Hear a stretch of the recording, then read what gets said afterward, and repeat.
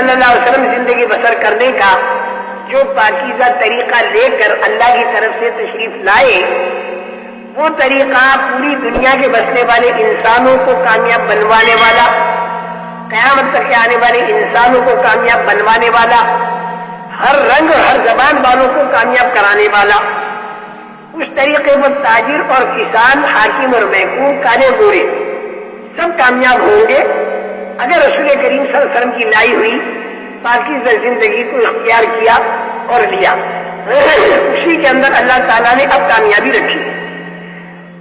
تو خدا کا کامیابی والا جو طریقہ ہے وہ ہے جو خدا ہی نے بتایا اور نبیوں کے ذریعے بتایا۔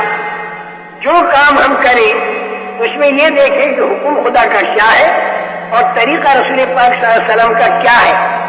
دو باتیں اگر آ گئی تو آدمی کچے مکان میں ہوگا تو کامیاب اور پکے مکان میں ہوگا تو کامیاب، مالدار ہو یا غریب ہو، کالا ہو یا گورا، اللہ اسے کامیاب کریں گے بشرطے کہ وہ مبارک طریقہ زندگیوں کے اندر آ جائے، اور وہ طریقہ اس طریقے کے مطابق ہماری آنکھوں کا، کان کا، زبان کا، ہاتھ کا، پیر کا، دل کا، دماغ کا استعمال ہو۔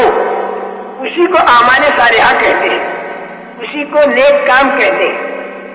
اچھا، اب یہ نیک کام اور یہ اعمال صالحہ زندگی میں آئیں کیسے؟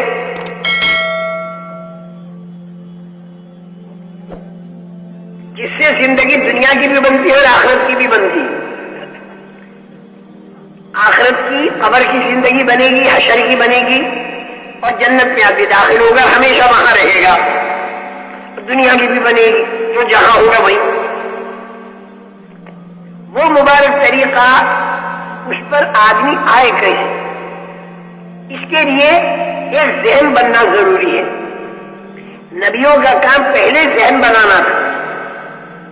پورے قرآن پاک میں زیادہ تر ذہن بنایا گیا۔ ذہن بننے کے بعد پھر طریقے پر آنا آسان ہے۔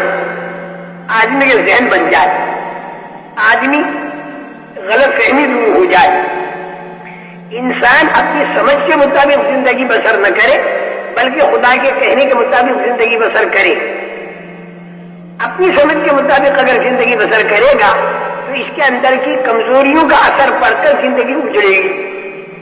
خدا کے کہنے پر اگر زندگی بسر کرے گا تو اللہ جل جلالہ و علا والہ کی طاقت اس کے موافق بن کر اس کی زندگی بنا دے گی، اور اللہ کے جو نعمتوں کے خزانے ہیں وہ اس کے ساتھ ہو کر اس کی زندگی دنیا آخرت کی بنے گی۔